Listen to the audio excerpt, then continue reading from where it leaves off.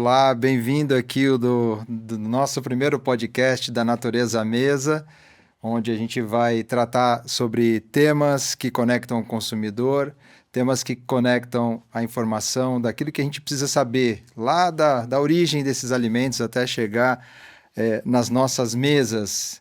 E aqui é um grande prazer a gente estar junto primeira gravação. Eu sou o Jean Paulo Buzo, apaixonado por todo esse tema, por todo esse assunto.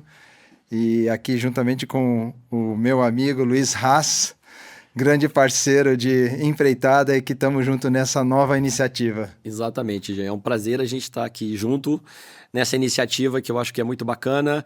Então, eu sou Luiz Haas, especialista em FLV, com mais de 30 anos de experiência.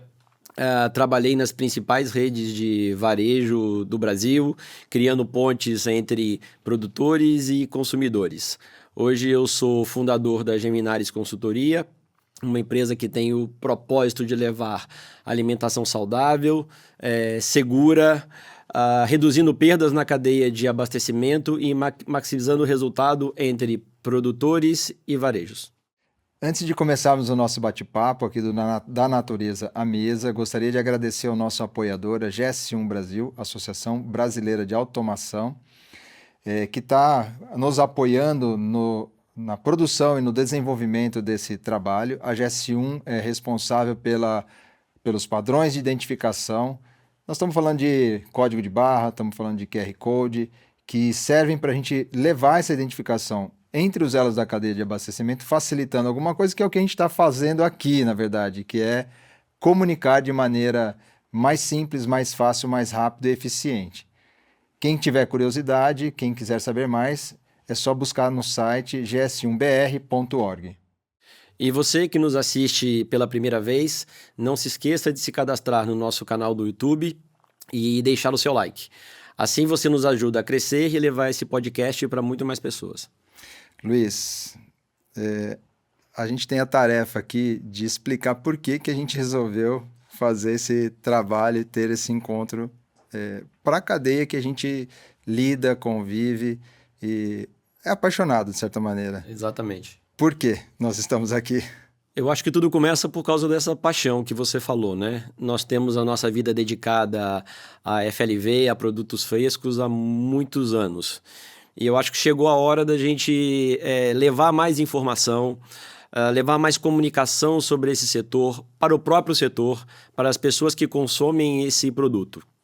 Além disso, a necessidade de fomentar e aumentar o consumo de produtos frescos no Brasil, que são muito mais saudáveis e a população precisa disso, também é um dos temas que trataremos e que é muito importante. De alguma maneira abordar o tema das perdas de produto nesse país e de que maneira essas perdas podem ser reduzidas e tratadas num país onde tanta gente passa fome, também é importante, e ao longo desses episódios trataremos sobre esse assunto também. E acho que uma coisa muito importante é contar a história dessas pessoas, né? Durante um dia como hoje, muitas pessoas nesse país trabalharam produzindo produtos, pescando produtos, criando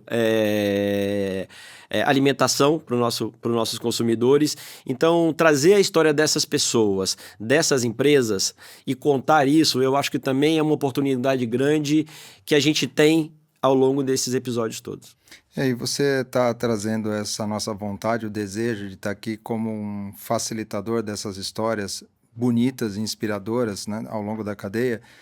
E a gente tem uma conexão grande com frutas, legumes e verduras, a categoria de ovos também, mas nós não vamos falar só disso. Não. Né? Eu acho que isso é importante deixar também, assim, claro, porque a nossa intenção e a ideia da gente falar sobre o nome da Natureza à Mesa, a gente pensou em vários nomes. Exatamente. Né? Nós fizemos algumas empreitadas em como que a gente vai construir esse caminho.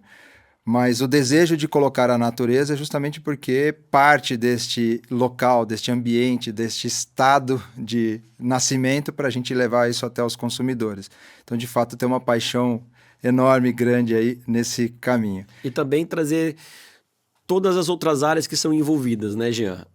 O varejo é uma área envolvida e ela é muito importante. A logística né, entre o que se produz e a ponta da venda também é muito importante. Sistemas de controle de qualidade, as embalagens, os equipamentos. Existe muita coisa em torno dessa cadeia, as sementes, né, por exemplo. Então, existe muita coisa nessa cadeia muito interessante e que também faz uma diferença muito grande no resultado final. E a gente vai ter oportunidade ao longo dessa primeira temporada do Natureza à Mesa, de 12 episódios, de trazer todos os representantes de cada um desses setores para ter essas discussões, para conhecer mais e trazer essas oportunidades mais à tona, com o intuito de aumentar o consumo dos produtos no Brasil. Eu acho que falando em consumo também, um ponto importante na semana passada, né? De tempo em tempo a gente tem resultados de pesquisa da Organização Mundial da Saúde. Então, na semana passada saiu mais uma vez essa informação sobre qual é o nosso consumo de frutas, legumes ou alimentos saudáveis, vamos chamar dessa maneira, mas especificamente esse material refere-se a frutas, legumes e verduras. E a gente nós como país, seguimos abaixo da recomendação, ainda que a mínima, né? Nós estamos falando aí de 400 gramas por pessoa por dia e isso não atingimos. Então, tem um caminho enorme, não só de redução de desperdício, como você comentou, mas também do aumento de consumo, e essas coisas se comunicam. Exatamente. Isso mostra...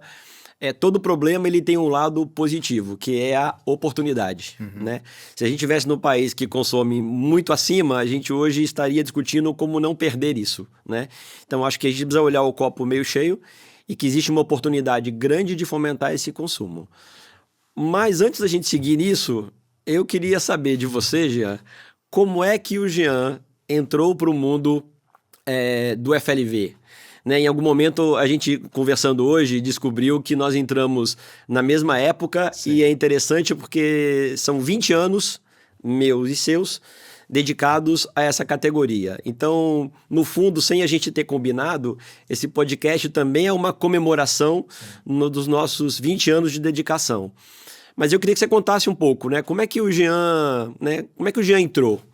Como é que o Jean planejou isso ou não? E como é que foi a construção do caminho do Jean nesse período de 20 anos até agora? Quanto tempo a gente tem para falar? Tô brincando. Menos de 20 anos. Olha, é interessante porque as coisas, muitas vezes, elas não são planejadas com clareza, mas elas têm uma intenção, que é um pouco do que nós estamos fazendo aqui. A gente tem um desejo de facilitar e levar histórias para frente, e a gente planeja um pedaço desse processo. Na minha vida profissional também foi assim. Eu tenho uma formação na área agrícola, né? Me mantive neste caminho por um bom período, sempre com um pé na academia, que eu chamo, que é a parte da universidade. Então, acabei dando aula na universidade, fui para o mestrado, fui para o doutorado, e com essa conexão com a iniciativa privada, com empresas, de fato, do setor de produção de alimentos.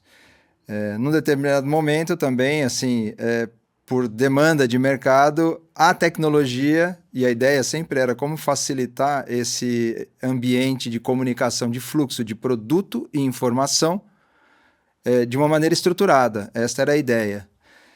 E nessa jornada, na verdade, 20 anos é que eu estou nesse setor, mas eu tenho mais 10 para trás de história profissional. Então, são 30 anos nessa jornada, onde a experiência vai compilando, assim, como que a gente junta.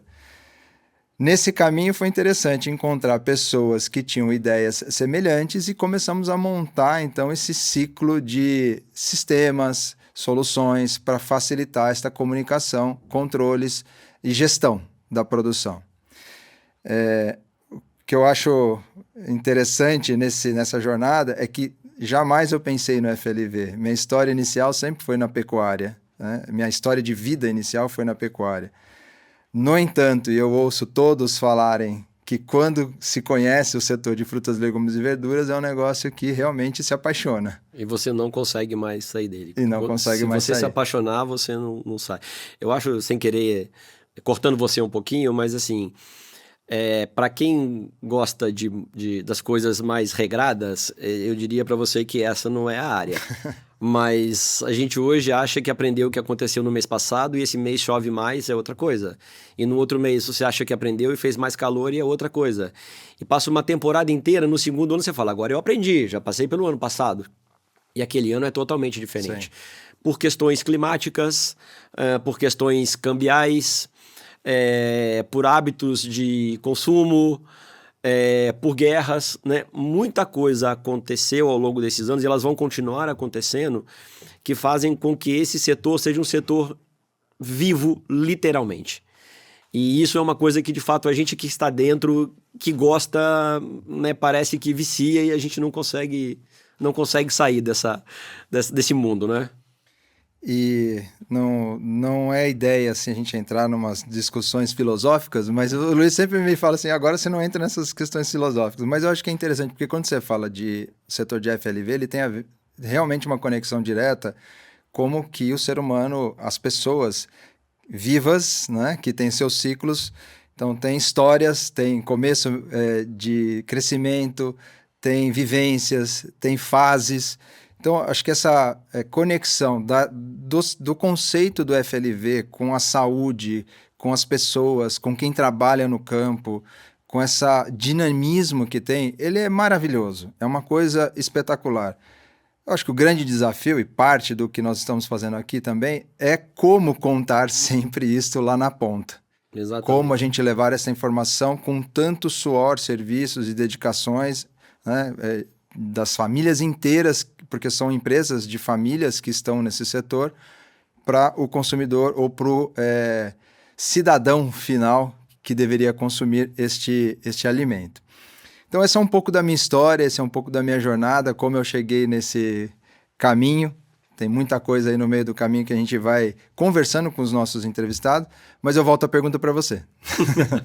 E como que você chegou até aqui? Eu, como disse no início, né, eu tenho mais de 35 anos em varejo. A minha vida profissional começou muito cedo no varejo. E no mundo, em algum momento, com aquisições de empresas, em 2005, eu fui trabalhar como gestão de categoria de FLV no Extra Hipermercado, né? E eu entro para o mundo do FLV como gestão de categoria.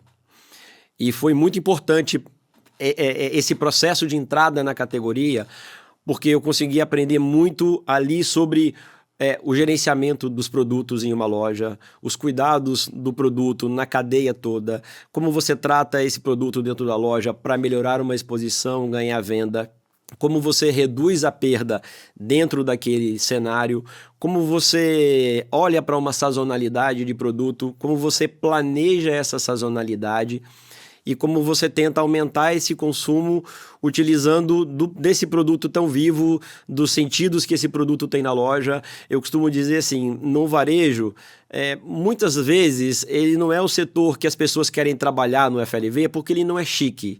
Chique é negociar com multinacional. Uhum. Mas toda vez que o CEO de uma empresa de varejo dá uma entrevista para uma revista e ele sai na foto, ele está no FLV. Isso mostra o quanto o FLV representa o varejo dentro do setor.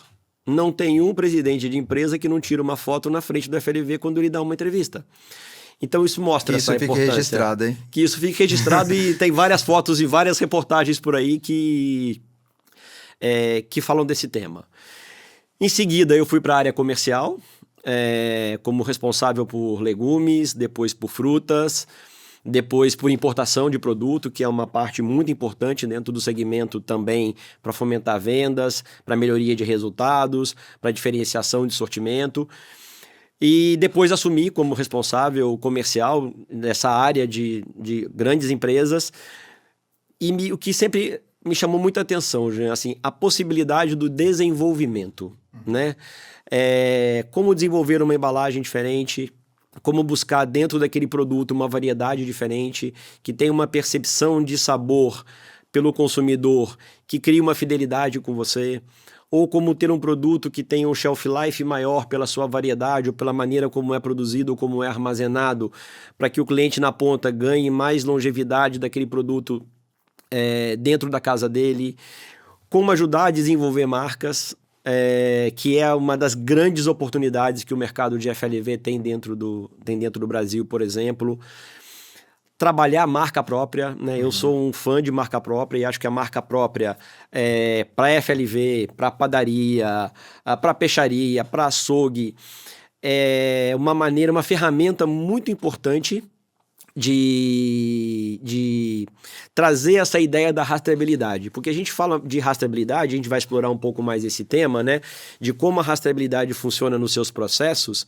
Mas, no fundo, um cliente, quando está na loja, ele olha uma marca e ele pensa, na prática, eu confio nessa marca, e se eu confio nessa marca, eu entendo o que ela fez. Todo o processo para trás para garantir que esse produto que eu estou comprando ele seja um produto bom de ser consumido. Então, eu gosto muito de marca própria porque você consegue levar diferenciação de variedade, de sabor, de embalagem, mas ajuda a criar uma marca em que o consumidor confia. Que ele sabe que ele está levando para casa um produto que, além da característica qualitativa que ele percebe, também foi produzido de maneira correta e que, de fato, ele vai fazer bem para a saúde dele e que gera fidelidade também com o varejo. Então, mais ou menos, né, um pouco desses últimos 20 anos foram assim. Eu agora estou dedicado a uma consultoria minha, trabalhando exatamente varejos e produtores, ajudando com que um consiga entender qual é a oportunidade do outro lado e qual é a dor do outro lado, porque quando você conhece a dor do outro lado, você consegue se planejar para atender o seu cliente melhor. E se você faz isso, ele vai te dar mais atenção, você vai ter mais oportunidade, você vai vender mais, você vai diminuir todo esse ciclo que a gente falou aqui de perdas, por exemplo. Então, a minha história é basicamente essa com o FLV e também uma história que inicia hoje porque a gente conversou um pouco disso. Eu acho que a gente está fazendo aqui um bate-papo que a gente gosta, um bate-papo que a gente quer ter. Traremos pessoas aqui que provavelmente a gente admira o trabalho delas, o resultado do trabalho delas, não só pela produção em volume, mas por aquilo que as empresas têm por trás de propósito. E eu acho que é importante essa questão do propósito, não só simplesmente de produzir para poder vender produto. Luiz, você, ainda dentro dessa tua experiência, você está na tua jornada agora, né? Você está empreendendo praticamente. Exatamente. No teu negócio. E você teve a oportunidade, nesses 20 anos, de olhar de uma perspectiva que é do varejo para o seu fornecedor, e agora você está tendo também a possibilidade de ter o outro lado, ou ver de uma outra perspectiva, que são produções, produtores e até mesmo comercializadores.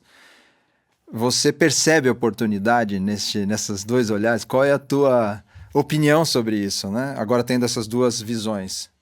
Eu percebo muita oportunidade e eu já percebi essa oportunidade quando eu decidi trilhar esse caminho. Como eu disse, cada lado dessa cadeia tem as suas dores. E sempre que eu estava, né, do lado do varejo, eu disse isso para muitas empresas que tentavam vender para a gente. Eu dizia, entende como o meu negócio funciona? Porque se você entender como o meu negócio funciona, vai dar muito mais certo para você. Então, eu acho que a grande oportunidade é essa, que às vezes é o embate do eu comprei e não chegou, o preço é bom, o preço é ruim, o produto está na área de venda no local errado, a quantidade é pequena ou é muita, meu caminhão ficou parado muito tempo. Todos os dois lados têm motivos para reclamar de alguma coisa que não funciona na interseção entre eles. Mas reclamar não resolve o problema de ninguém. É preciso que você olhe para o seu cliente ou olhe para o seu fornecedor e entenda como eu posso extrair o melhor daquilo que ele tem. Qual é a dificuldade que ele tem que eu posso ajudar a resolver? Às vezes, eu vou dar um exemplo muito simples, a quebra do produto está alta na loja. Por quê? Porque eu tenho uma caixa de embarque que tem 20 quilos e eu só vendo 1 quilo por dia, ou seja, eu tenho 20 dias de estoque. Quem está produzindo e colocando esse produto na caixa de 20 quilos tem a ideia por trás e que está certo de dizer, eu preciso otimizar o máximo possível a embalagem que eu tenho e o meu transporte. Sim. E eu ganho 5% e eu jogo 30% fora. Ah, mas esse 30% fora não é meu, é do outro. Só que o outro vai parar de comprar a caixa de 20 quilos e aí ele não vai mais existir no seu negócio. Então, entender que o outro, nesse exemplo hipotético, joga 30% fora numa caixa de 20 quilos, não é factível que essa caixa tenha 5? E que esse produto custe mais 5, mas que ele continue sobrevivendo e entendendo isso, a minha parcela daquela venda não pode ser maior? Então, esse é um exemplo assim, simples que a gente está dando, mas existe oportunidade porque o consumo pode ser maior, por vários motivos. A leitura da oportunidade e, de fato, ter a noção de que você precisa sair um pouco da sua zona de conforto. Não, eu só trabalho desse jeito, eu só tenho parte desse jeito, eu só colho o produto desse jeito, eu só recebo desse jeito, eu só abasteço desse jeito. Se não houver uma flexibilização, mas principalmente se não houver um entendimento da dor do outro, as oportunidades não vão se encontrar. Então, eu acho que isso é fundamental, eu vejo isso como uma grande oportunidade e um dos meus focos de trabalho agora é mostrar aonde essas oportunidades estão, trazer o conhecimento de um lado para outro, para que seja o varejo, seja o produtor, ele consiga entender isso, consiga se adaptar para ganhar um espaço de venda maior do que o que ele tem hoje. Por exemplo. Eu acho que tem um aspecto que, nesse contexto, eu vou trazendo alguns elementos assim que eu queria reforçar que são estratégicos. Para mim, eu entendo essa... Para mim, não, na verdade, nós entendemos essa cadeia, ou a parte de alimentos frescos, né, como realmente um processo industrial. E as questões climáticas, por Indústria exemplo... a céu aberto. Indústria a céu aberto. Porque tem, por exemplo, as questões climáticas que nós estamos vivendo, né? Então, se...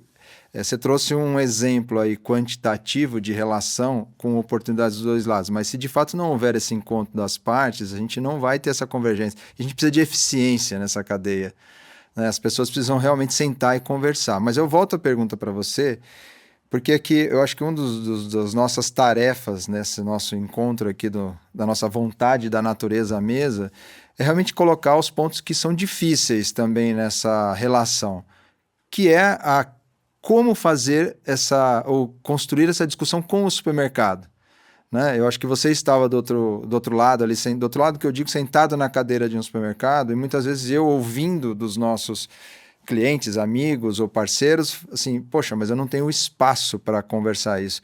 Qual é o caminho? Qual é a tua sugestão com a experiência que você tem nesse sentido? Então, mas primeiro que eu acho assim, não é o espaço de como eu converso com o supermercado. Não é uma mão única. É como eu converso com o produtor. Então, os dois lados têm que procurar isso. Então, vou te dar exemplo, que você também já acompanhou isso. Iniciaremos uma temporada morango, por exemplo. Você já sabe o quanto ele representa para você, você já sabe o quanto é importante na sua venda, e você sabe também o quanto esse produto é sensível e o quanto ele mal trabalhado você pode ter uma perda alta, ou você pode gerar uma experiência ruim para o cliente que comprou um produto, pagou por um preço e chega em casa e o produto não tá bom, né? Você pode ficar esperando o produtor ir até você, né? Olhando essa ótica. Da ótica do varejo, por que você não se antecipa a isso? Aí vem uma questão de planejamento e conhecimento do negócio. Eu preciso saber que aquela temporada vem, eu sei que ela é importante para mim. Eu tenho histórico do que aconteceu na última temporada. Eu sei, aí vamos falar um pouco do que você disse, que é gerenciamento do negócio. Eu sei quem foram os fornecedores que me entregaram. Eu sei que tipo de problema eles tiveram. Eu sei se algum problema desse é comum. Eu sei que tipo de problema que eu gerei dentro da minha casa. Com isso pronto, você pode ir até o seu produtor, e aí é o lado do varejo, entendendo a dificuldade do produtor. O que você vai produzir? Sobre que condições você está produzindo? Como é que você imagina que você vai vender para mim ou para o mercado? Você vai produzir mais ou menos? Vai custar mais caro ou mais barato? Esse ano choveu mais ou choveu menos? Tem mais risco ou menos risco? Se você sabe disso tudo, você pode voltar para casa e chamar, por exemplo, a sua área de qualidade e dizer, olha, esse ano teremos um problema no morango que não tivemos o ano passado. E nós vamos ter que tratar esse problema. Você pode voltar para a sua área de operação e dizer, olha, nós vamos ter que expor de maneira diferente, porque a qualidade vem diferente, se for para pior. Mas pode ter muito volume e a qualidade pode ser boa. E você vai ter que olhar para o seu planejamento de ações promocionais e colocar aquele produto lá para ajudar a escoar o volume do seu produtor, que tem mais volume e tem que colocar em algum lugar. E a sua exposição vai ser diferente. E a sua área de qualidade vai ter menos problema. Mas o inverso é verdadeiro. Estou eu lá produzindo muito mais ou muito menos. Eu vou ficar de braços cruzados esperando alguém vir aqui falar comigo, ou eu posso olhar a mesma coisa, para quem eu vendi o ano passado, que volume que eu tive o ano passado, aonde eu tive problema com que clientes e o que eu posso fazer para minimizar esses problemas. E ele pode também se planejar, ele pode ir até o cliente dele para dizer: olha, lembra, vem a temporada de morango e eu vou te dizer o que aconteceu. Eu te vendi tanto, a gente teve esse problema, não teve problema. Esse ano eu vou ter menos. Com esse nível de problema, a gente tem que se preparar para isso. Olha, esse ano vai estar uma maravilha, eu vou produzir o dobro. Como é que nós vamos vender o dobro? Sim. Então, Jean, eu acho assim, se cada lado colocar essa responsabilidade para o outro lado, não é problema meu, é de, ele que não falou comigo, ele que não me contou que estava bom, ele não me contou que estava ruim. Cada um precisa defender o seu negócio. Existe uma zona que ela é uma zona de interseção. Sim. Mas nenhum dos dois pode ficar esperando o outro. Na melhor das hipóteses, os dois chegam junto com os dois planejamentos prontos. Mas eu não posso esperar que você faça o seu, eu tenho que fazer o meu. Sim. E vou lá levar o meu. O que pode acontecer? Você pode não querer. Mas eu diria para você que se você fizer isso, do lado do produtor ou do lado do varejo, do supermercado, pode ter produtor que não queira, mas vai ter o que quer. E Sim. pode ter varejo que não discute, mas vai ter o que vai discutir. Sim. E aí também você vai criar o seu ranking de dizer, esses são os que importam para mim, seja de um lado ou seja do outro. Esses são os que me escutam, esses são os que estão interessados. E aí você vai trabalhar o produto dentro da temporada. A gente fala, parece que é uma coisa simples, e tanto não é simples que ela não acontece na maioria das vezes. Sim. Mas é importante que cada lado saiba aquilo que quer e que monte o seu planejamento. Mas eu diria que o momento é muito mais propício hoje, ou necessário, para o produtor. Porque se o varejo está indo menos lá, e o produto está lá saindo, ele não pode esperar o produto sair para dizer, e agora? Uhum. Né? Para quem eu vou vender? Ele precisa se planejar, ele precisa olhar para o mercado, ele precisa saber quais são os movimentos que o mercado está fazendo nos canais de distribuição, para entender se ele está produzindo aquele canal que ele trabalhou a vida inteira, é o que vai crescer? Né? O que está crescendo é o que eu estou produzindo? Então, a gente deu o exemplo das embalagens, né? Se você olhar hoje a quantidade de supermercado de vizinhança e comparar com 10 anos atrás, é absurdamente maior. Sim. É a mesma caixa de 20 quilos que serve para o seu mercado de vizinhança? Absolutamente não. Você que produz, está entendendo para que lado o varejo está caminhando? Você está se preparando para vender naquela loja e a caixa não pode ser de 20? Não estou sabendo. Então, mas o varejo não me contou. Verdade, podia ter te contado. Mas se você ficar esperando, ele não contou nem para você nem para o seu concorrente. Sim. Se você estiver atento, você vai se planejar e vai lá. Ele vai comprar de você ou não vai comprar do seu concorrente. Sim. Então, eu acho que o caminho é esse, entendeu? O diálogo e o planejamento. Mas você trouxe um aspecto importante aqui, que é que hoje em dia talvez esteja mais, não vou dizer simples, mas assim, mais necessário esse tipo de raciocínio, né? Porque também, vamos recapitular, hoje nós estamos no primeiro encontro nosso aqui, a gente está colocando muita coisa na mesa, mas eu acho que é interessante a gente trazer todos esses contextos por onde nós vamos navegar ao longo dessa nossa discussão aqui, né? Exatamente. Obviamente, sempre pela nossa vivência, você no varejo, eu ali, até chegar ao varejo. Então, nós vamos trazendo muito mais as nossas vivências e experiências. Mas você falou assim, o ambiente está mais propício. O que você quer dizer com esse ambiente mais propício? E depois eu faço o meu comentário também a respeito. Mas por que ele está mais propício? Eu acho que ele está mais propício para o produtor, porque quando a gente percebe, assim, existe hoje uma falta de mão de obra muito grande. E a gente, até pouco tempo atrás, falava da falta de mão de obra só no campo. Hoje, a falta de mão de obra na cidade é grande. A falta de mão de obra para o varejo é muito grande. em todos os segmentos do varejo, seja na loja, seja no escritório central. Em todos os lugares existe falta de gente. E também existe falta de treinamento. Então, se você tem menos gente fazendo as coisas, elas têm que se dedicar a fazer mais atividades. De novo, é a leitura do seu cliente como oportunidade. Antigamente, tinha um comprador que só comprava morango. É uma coisa. Hoje ele compra, de novo, é um exemplo, morango, batata, tomate, cebola, abacaxi. Se você conversa com o seu comprador, ele está te contando isso. Olha, agora eu compro um monte de coisa, eu tenho menos tempo para você. Você já fez essa leitura. Ele tem menos tempo para mim, ele conversa menos comigo, por consequência, ele sabe menos do meu negócio. Sim. Então, a redução da quantidade de gente com mais tarefa e menos treinamento, ela gera oportunidade para o produtor que, na sua estrutura, está do mesmo jeito. Eu não percebo na produção reduzir gente, diminuir meu quadro comercial. Isso não acontece na produção. Mas se você entende que está acontecendo isso com o seu cliente, e está acontecendo isso com o seu cliente, é propício que você puxe a rédea do negócio para o seu lado.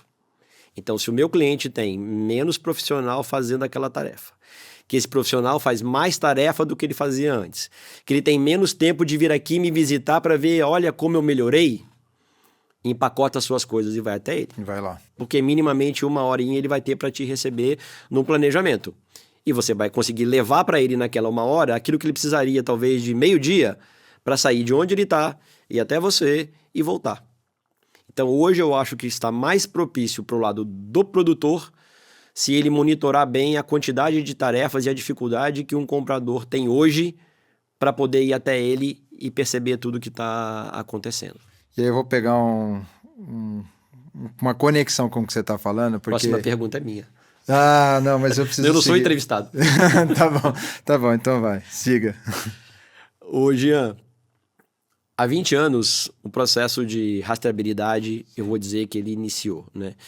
E quando a gente fala aqui de reconhecer a história das pessoas, eu queria reconhecer, né, uma pessoa muito importante para o nosso setor, que começou isso tudo e que me formou e formou muitos profissionais, que é Leonardo Mial. Sim. Eu acho que seria muito difícil a gente estar nesse ponto de discussão hoje, Sim, sem o trabalho que o Leonardo Mial começou há 20 anos atrás, falando de pão de açúcar, né?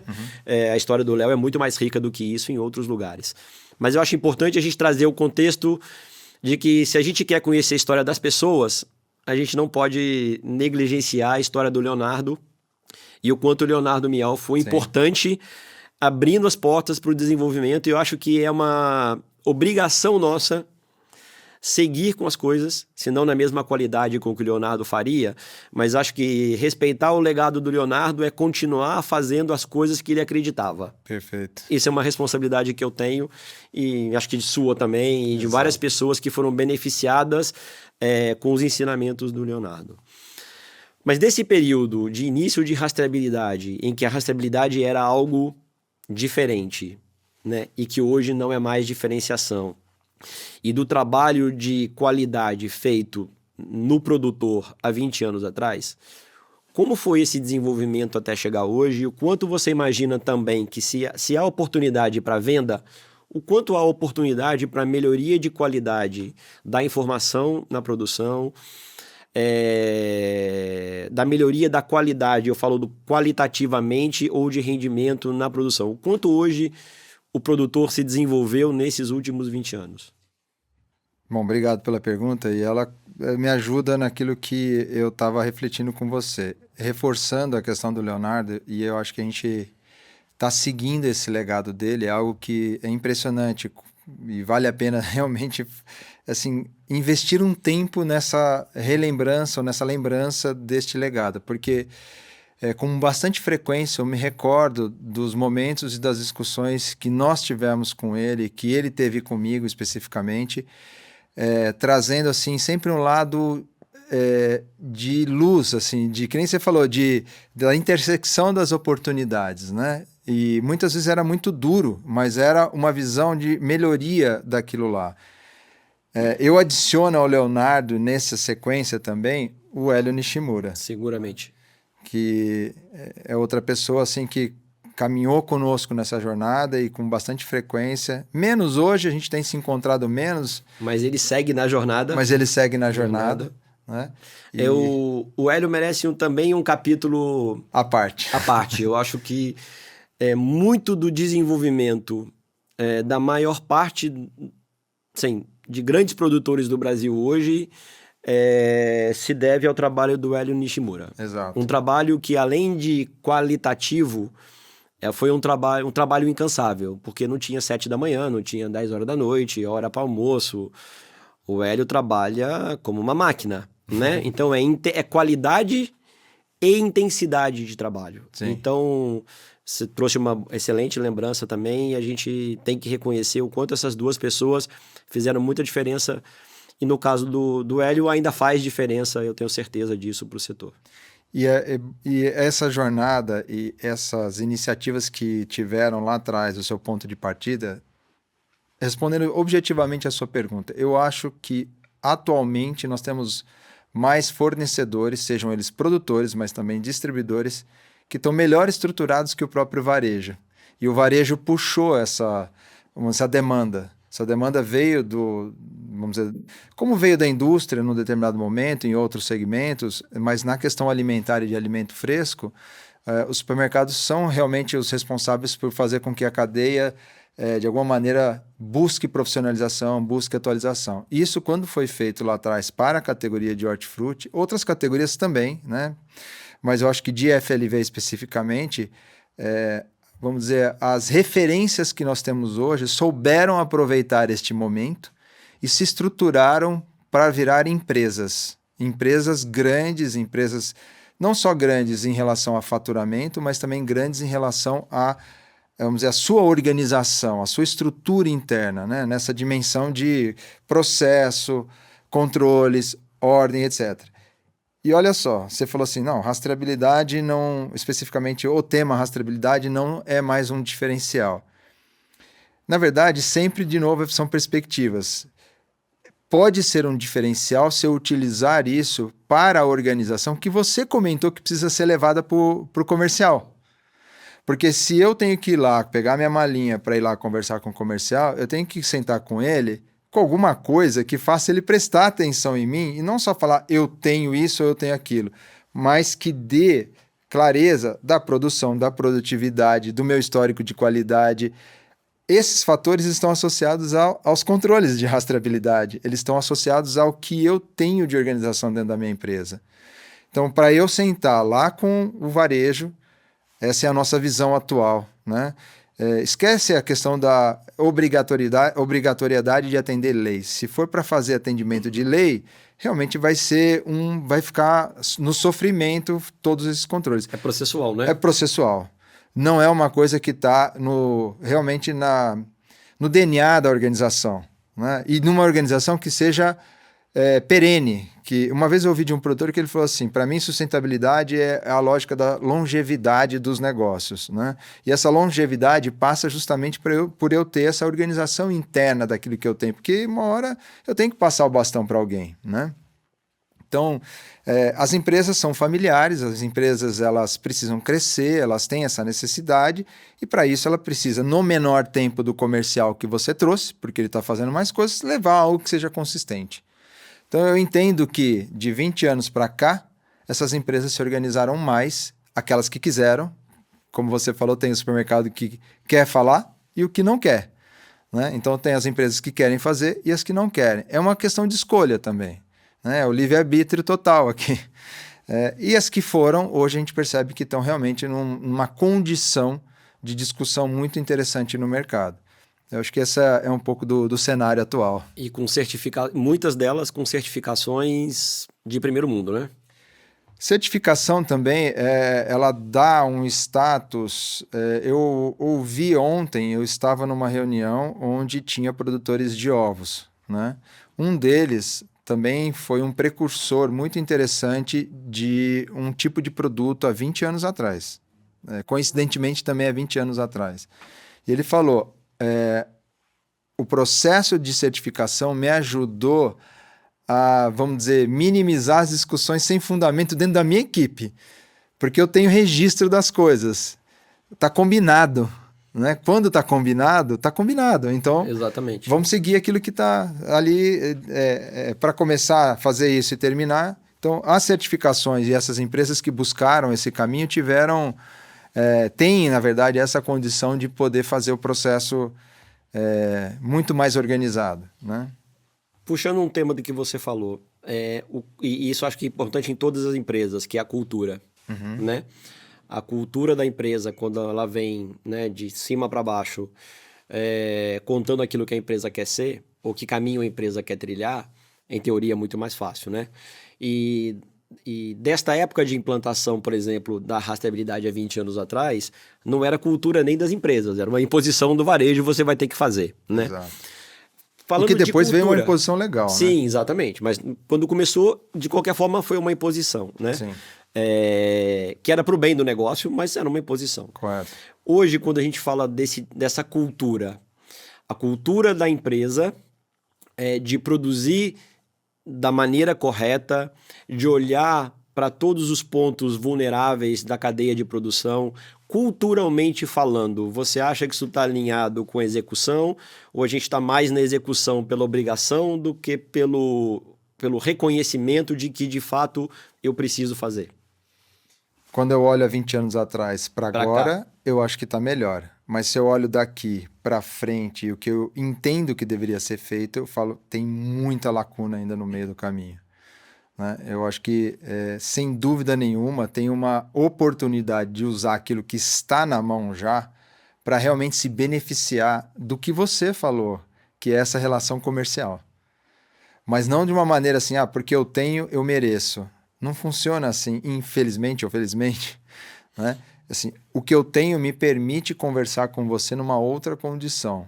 E eu vejo empresas fazendo isso. As empresas que mudaram o modelo de pensamento em relação a esse assunto, a certificação, o controle de qualidade, os monitoramentos internos, o próprio tema da rastreabilidade, com esse pacote, sentar para conversar com o meu parceiro de negócio, seja um supermercado, um food service, um restaurante, quem tiver na hora seguinte, explicar para eles, olha, vem cá, o que eu estou te entregando para você é sério. É um alimento que vai para a tua família, que vai para a mesa dos teus filhos, provavelmente, né? E eu tenho responsabilidade por isso. Por quê? Porque eu faço essas tarefas aqui no meu dever de casa. Então, eu entendo que de lá para cá melhorou muito, mas quando eu olho para frente, eu falo, a gente tem uma via enorme ainda para caminhar. De novo, eu olho isso como a oportunidade. Se existe a via, é uma oportunidade. O que a gente precisa é percorrer o caminho para poder chegar no destino final, né? Não tem destino final sem caminho percorrido, né? Eu acho que a gente poderia... Ô, Luiz, um ponto importante aqui que eu queria ressaltar, né? Nós estamos fazendo a nossa abertura dessa nossa jornada, dessa nossa empreitada com intenção, eu reforço, de facilitar um pouco da comunicação e de ajudar esta comunicação entre os elementos, as pessoas que participam nessa cadeia de abastecimento. Esse é o nosso desejo. Aqui a gente vai tratar de FLV, de pescado, de proteína animal, né? A gente tem o nosso episódio que está previsto aí para o segundo. Você quer falar um pouquinho sobre ele ou não? Não, ainda não. Então tá bom, tá bom. Então nós vamos tratar desses temas variados, porque realmente a gente quer da natureza à mesa. Exatamente. Né? Eu acho que tem que voltar sempre, porque, aliás, né, quando a gente começou a discutir isso, você falou assim, não, é do campo. Num determinado momento a gente falou assim, não, peraí, antes do campo tem a natureza. Tem outras coisas. Tem outras coisas que acontecem, né? Exatamente. Então a gente precisa dar um passo ainda mais para trás, né? Por isso que a gente colocou essa referência de nome. Então é um pouquinho sempre compartilhando e recordando o porquê que nós estamos aqui, né? Estamos indo para o nosso final? Estamos indo para o nosso final, ratificando que esse primeiro episódio é um bate-papo entre eu e o Jean, compartilhando um pouco das nossas histórias, compartilhando um pouco daquilo que a gente conhece e aquilo que a gente pensa do negócio, sempre com o intuito de melhorar e desenvolver a cadeia, de fomentar o consumo, que é o que é necessário para a saúde das pessoas e para a sustentabilidade dos negócios. Essa é uma temporada de 12 episódios. Teremos mais 11 e a partir de agora teremos um convidado em cada episódio, onde abordaremos com um pouco mais de profundidade cada um dos temas que a gente falou aqui hoje. Perfeito. Bom, você é o que é o responsável por pedir os likes, né? Então vou passar Sou eu essa bola para responsável. você. Então, você que nos assistiu até agora, não se esqueça, se cadastre no YouTube, no nosso canal, deixa seu like, assim você vai nos ajudar a crescer e a levar esse podcast para muito mais pessoas. Muito bem, rapaz. O podcast também estará disponível no Spotify e na Apple. E na Apple, verdade. Mais uma vez eu queria agradecer também a GS1 Brasil, que é a Associação Brasileira de Automação, pela parceria e realização deste apoio junto a essa iniciativa nossa. Para quem tiver curiosidade, tiver interesse, vale a pena visitar o Centro de Inovação Tecnológica, o CIT. Dá para fazer o agendamento diretamente no site, no gs1br.org. É só ir lá, organizar, cadastrar e vale dar uma olhada, seja por curiosidade que seja, não tem problema, mas para entender como que se aplicam esses padrões no dia a dia de produto, de empresas, ao longo da cadeia de abastecimento. Então, fica aqui. Eu já tive a oportunidade de conhecer e, de fato, existem muitas soluções interessantes e, às vezes, você tem um problema e não sabe que essa solução existe. Então, procurar a GS1, você pode encontrar uma solução. E se essa solução não estiver lá, você vai encontrar coisas bastante interessantes que eles têm disponível. Não, e você falou uma coisa interessante, se a solução não estiver lá, muitas vezes eles têm como indicar quem tem também os parceiros que têm as soluções. Isso, vamos dizer, é uma vantagem de estar vinculado a uma associação. Exatamente. Então, muito obrigado, Luiz. Obrigado, Prazer. Jean. Prazer foi meu. Até a próxima. Até a próxima.